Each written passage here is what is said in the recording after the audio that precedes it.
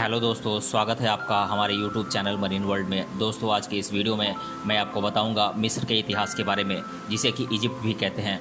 दोस्तों, वीडियो में आगे बढ़ने से पहले मैं आपसे रिक्वेस्ट करना चाहूँगा कि अगर आपने अभी तक मेरा चैनल सब्सक्राइब नहीं किया है तो इसे ज़रूर सब्सक्राइब कर लीजिएगा, और अगर वीडियो अच्छा लगे तो इसे शेयर ज़रूर कीजिएगा। तो चलिए दोस्तों, इस वीडियो को स्टार्ट करते हैं। भारत की तरह ही मिस्र की सभ्यता भी बहुत पुरानी है और प्राचीन सभ्यता के अवशेष वहाँ की गौरव गाथा गाते हैं। यूँ तो मिस्र में 118 पिरामिड हैं और काहिरा के उपनगर गीज़ा में 3 हैं, लेकिन सामान्य विश्वास के विपरीत सिर्फ गीज़ा का ग्रेट पिरामिड ही प्राचीन विश्व के 7 अजूबों में शामिल है। तो आइए जानते हैं मिस्र के बारे में। इस देश के बारे में थोड़ा सा संक्षिप्त में जानते हैं, फिर हम इसके बारे में विस्तार से जानेंगे। इस देश का पूरा नाम है अरब रिपब्लिक ऑफ इजिप्ट, जिसे कि हम शॉर्ट में इजिप्ट भी कहते हैं। इजिप्ट की राजधानी है कैरो या फिर काहिरा। इस देश का भौगोलिक स्थान है उत्तर पूर्वी अफ्रीका और मध्य एशिया महाद्वीप में, और यहाँ की प्रमुख भाषाएं हैं इजिप्शियन अरबिक और सऊदी अरबिक, बेदावी अरबिक, अंग्रेजी इत्यादि प्रमुख भाषाएं यहाँ पर बोली जाती हैं। इस देश का कुल क्षेत्रफल है 10,10,408 स्क्वायर किलोमीटर, और इसका कुल इस क्षेत्रफल के अनुसार इसका विश्व में स्थान है 30वां। और इस देश की कुल जनसंख्या है 10,23,34,404 2020 के जनसंख्या के अनुसार, और जनसंख्या के अनुसार इस देश का स्थान है 15वां पूरे विश्व में। और इस देश का आर्थिक चलन है इजिप्शियन पाउंड, और यहाँ पर राज्यों की कुल संख्या है 27।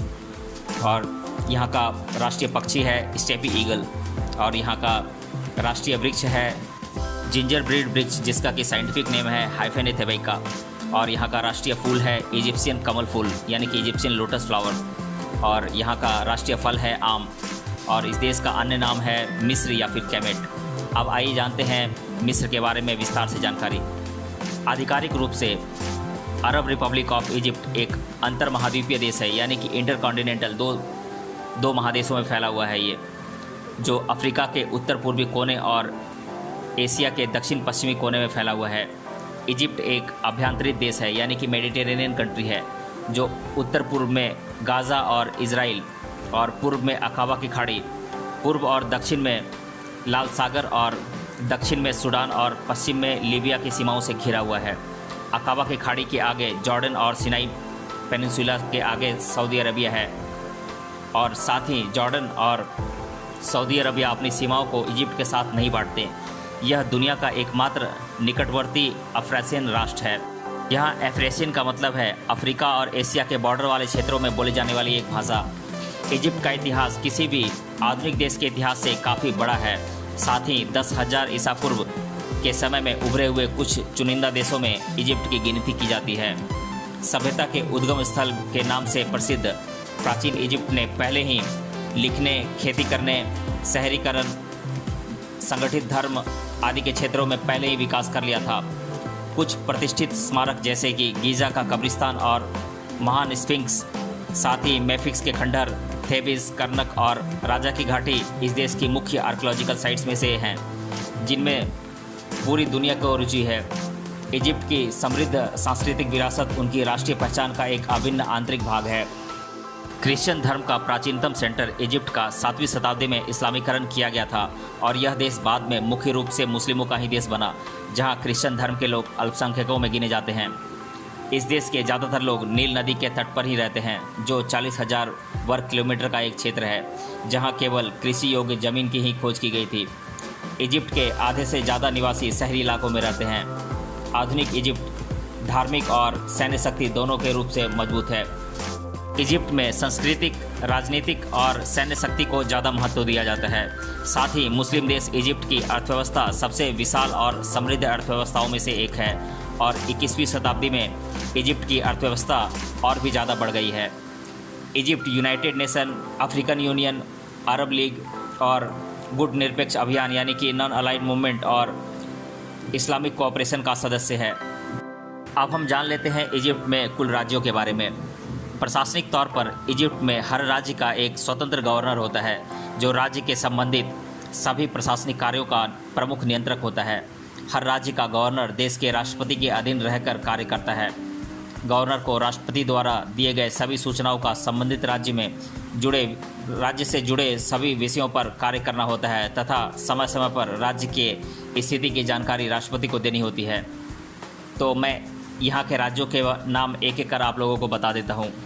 ये राज्य हैं Aswan, Asyut, Alexandria, Damietta, Giza, Beheira, Cairo, Beni Suef, Dakahlia, Gharbia, Kafr al Sheikh, Monufia, Luxor, Ismailia, New Valley, Suez, Faiyum, Sohag, South Sinai, Red Sea, Matrouh, Minya, North Sinai, Qalyubia, Port Said, Qena, सरकिया।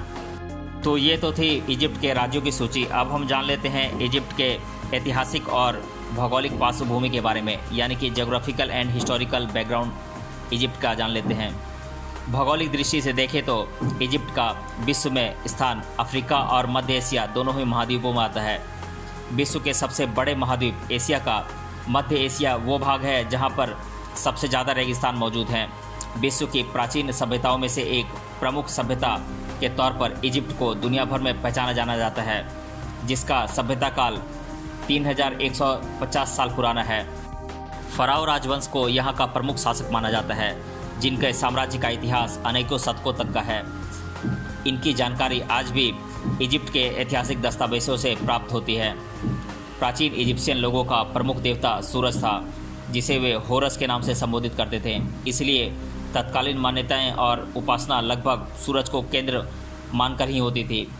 मृत व्यक्ति के शरीर की दफन विधि से जितना Egypt दुनिया भर में मशहूर हुआ है, शायद ही कोई देश हुआ हो। इनमें अधिकतर पिरामिड्स राजघरानों के लोगों के होते थे और आपको आज के सदी में भी देखने को मिल जाएंगे। इनमें से गीजा के पिरामिड विश्व के 7 अजूबों में से एक है, जो कई सदियों से इतिहास के शोधकर्ता और पर्यटकों का ध्यान अपनी ओर खींच रहे हैं। गर्मी के मौसम में यहाँ का तापमान बहुत अधिक होता है, परंतु अन्य प्रदेशों की तुलना में गीजा के पिरामिड के नज़दीकी क्षेत्रों का तापमान बहुत कम रहता है। यह एक पहेली का विषय बना हुआ है। शुरू से ही नील नदी इजिप्ट की प्रमुख नदी है, जो कि विश्व की सबसे लंबी नदी है। इजिप्ट को नील नदी का उपहार के नाम से भी जाना जाता है, जिसने इस देश के जीवनमान को गति देने का कार्य किया है। तातनखामुन फराओ राजवंश का सबसे प्रसिद्ध राजा था, जिसके पिरामिड में ऐतिहासिक उत्खनन के बाद अमूल्य रत्न और सोने इत्यादि धातु पुरातत्व विभाग को मिले थे। कुल मिलाकर अफ्रीका और मध्य एशिया को जोड़ने का प्रमुख कार्य इजिप्ट करता है, जिसमें यहाँ की प्रमुख नहर सुएज प्रमुख भूमिका निभाती है। भले ही सुएज नहर अफ्रीका और एशिया महाद्वीप को अलग करती है, पर कई सालों से इसका उपयोग व्यापारिक गतिविधियाँ, सफ़र और अन्य समान गतिविधियों लिए किया जाता है। अब हम जान लेते हैं इजिप्ट देश के प्रमुख धर्मों के बारे में। दुनिया की प्राचीन सभ्यताओं में से एक इजिप्ट देश में अति प्राचीन काल में अनेक ईश्वरवादी उपासना पद्धति हुआ करती थी, जिसमें लगभग 1400 से भी ज़्यादा देवी देवताओं का पूजा तत्कालीन इजिप्शियन किया करते थे। यहाँ देवताओं के साथ साथ देवियों को भी सर्वोच्च स्थान प्राप्त था, जिसमें बुद्धि के देवता, युद्ध के देवता, मृत्यु देवता, प्रजनन देवता आदि कार्य सूचक देवता होते थे।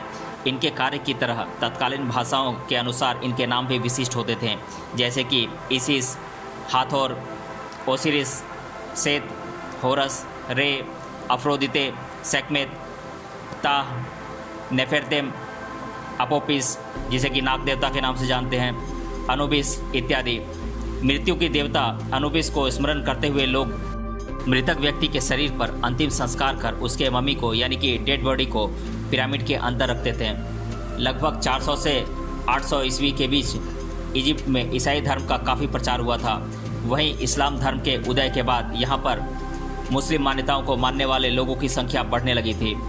इसका कुल परिणाम ये हुआ कि इजिप्ट आज दुनिया के 6वें क्रम का सबसे अधिक मुस्लिम जनसंख्या वाला देश बन गया है। वहीं मध्य एशिया में इजिप्ट का ईसाई जनसंख्या क्रम के मामले में पहला स्थान प्राप्त है, जहां कैथोलिक, प्रोटेस्टेंट आदि ईसाई मत का पालन करने वालों की संख्या अधिक है। अब आइए हम जान लेते हैं इजिप्ट की भाषाओं के बारे में। लगभग मध्य एशिया के अधिकतर देशों की प्रमुख भाषा अरबी है या आम तरह की बोलचाल में इसका प्रयोग किया जाता है।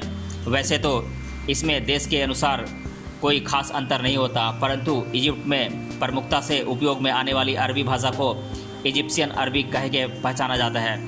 यह भाषा इस देश की आधिकारिक भाषा है, जिसका अधिकतर बार प्रशासनिक कार्य, शिक्षा और देशांतर्गत व्यापार आदि प्रमुख उद्देश्यों के लिए इस्तेमाल होता है। देश के कुल आबादी का लगभग 70% लोग बोलचाल में इजिप्शियन अरबी का उपयोग करते हैं।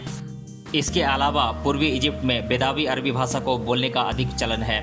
अन्य भाषाओं में यहाँ पर सुडानी अरबी भाषा, सईदी अरबी, सीवी भाषा, डोमारी, नोबिन, ग्रीक आदि भाषाओं के साथ इटालियन और आर्मेनिया की भाषाओं का भी प्रयोग किया जाता है। विश्व की प्रमुख भाषाओं में अंग्रेजी, फ्रेंच, जर्मन का भी यहाँ पर प्रयोग होता है। वहीं अफ्रीका महाद्वीप की ट्रिग्रिगन और अम्हारिक भाषा बोलने वालों की संख्या यहाँ पर अच्छी खासी पाई जाती है। इतिहास के शोध में ये साबित हुआ है कि प्राचीन काल में इजिप्ट में इस्तेमाल होने वाली भाषा कॉप्टिक इजिप्शियन भाषा थी, जिसके शिलालेख और पिरामिड पर बनी लिखावट मौजूद है। दोस्तों, ये वीडियो काफ़ी लंबा होने वाला है, इसीलिए आज के वीडियो में हम इतना ही रहने देते हैं। अगले वीडियो में मैं डिस्कस करूँगा इजिप्ट के सामाजिक जीवन के बारे में, यहाँ की संस्कृति और परंपरा के बारे में, यहाँ के भोजन के प्रकार और यहाँ के प्रमुख पर्यटन स्थलों के बारे में, यहाँ के त्योहारों के बारे में। तो आज के वीडियो में हम इतना ही रहने देते हैं। मिलते हैं अगले वीडियो में इसके सेकंड पार्ट के साथ। तब तक के लिए धन्यवाद।